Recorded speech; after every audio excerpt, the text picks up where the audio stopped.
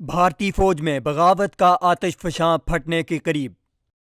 بھارتی فوج ان دنوں شدید مالی بحران کا شکار ہے۔ فوج تنخواہوں اور پنشنز کے بھاری بوجھ تلے دب رہی ہے۔ ہندوستان ٹائمز کے مطابق بھارت کا دفاعی بجٹ 4.31 لاکھ کروڑ روپے رکھا گیا ہے، جو گزشتہ سال کی بنسبت 6.3% زائد ہے۔ دفاعی بجٹ کا 42% فوجیوں کی تنخواہوں اور پنشنز پر خرچ ہو رہا ہے۔ فوجی جوانوں کی تنخواہوں میں اضافے سے وزارت خزانہ کے انکار پر آرمی ہیڈ کوارٹر میں سخت بے چینی بڑھ گئی ہے۔ بغاوت میں الاؤ بھی دہکنا شروع ہو گیا ہے۔ دوسری طرف فوجی افسران کو عارضی ڈیوٹی اور اہم اجلاسوں میں شرکت کے لیے سفری اور رہائشی اخراجات کی ادائیگی سے بھی حکومت نے انکار کر دیا ہے۔ اخراجات پر قابو پانے کے لیے مخصوص یونٹس میں 20% افرادی قوت میں کمی بھی زیر غور ہے، جس کے لیے یہ توجیہ پیش کی جا رہی ہے کہ چین نے 3 لاکھ فوجی کم کر دیے ہیں۔ شہروں کے مرکز میں قائم اربوں مالیت کی فوجی چھاؤنیوں کو بھی کسی اور جگہ منتقل کرنے کے لیے غور و فکر کیا جا رہا ہے، تاکہ فوج کے لیے ریونیو پیدا کیے جا سکے۔ بھارتی فوج میں TADA کی مد میں سالانہ 4,000 کروڑ روپے خرچ کیے جاتے ہیں۔ Principal controller of defence accounts کی طرف سے جاری آرڈر میں کہا گیا کہ فوجی افسران کی عارضی اور مستقل ڈیوٹی کے تحت دستیاب ناکافی فنڈز کی وجہ سے ایڈوانس میں کوئی سفری اور ڈیلی الاؤنس نہیں دیے جائے گا۔ دعویٰ کردہ ان الاؤنس پر اسی وقت پیش رفت ہو سکتی ہے جب اس سلسلے میں متعلقہ سربراہان کے پاس کافی فنڈز دستیاب ہوں گے، تاہم چھٹی کے لیے سفری رعایت کی سہولت برقرار رہے گی۔ دفاعی اخراجات نہ ہونے کی وجہ سے اسٹینڈنگ آرمی کے حجم میں کمی بھی کی جا رہی ہے۔ رپورٹ کے مطابق بھارتی فوج میں 13 لاکھ فوج کے اضافے کا بھی کوئی امکان نہیں۔ واضح رہے کہ کوئی بھارتی فوج مقبوضہ کشمیر اور دیگر علاقوں میں تنخواہیں نہ ملنے کے باعث خودکشیاں کر چکے ہیں۔ دیگر کئی بھارتی فوجی مناسب کھانا نہ ملنے کی وجہ سے ویڈیو بنا کر احتجاج بھی کر چکے ہیں۔ بھارتی تجزیہ کاروں کا کہنا ہے کہ اگر یہی حالات جاری رہے تو بھارتی فوج میں بغاوت کا بہت بڑا آتش فشاں پھٹ سکتا ہے۔ دفاعی ماہرین کے مطابق بھارتی فوج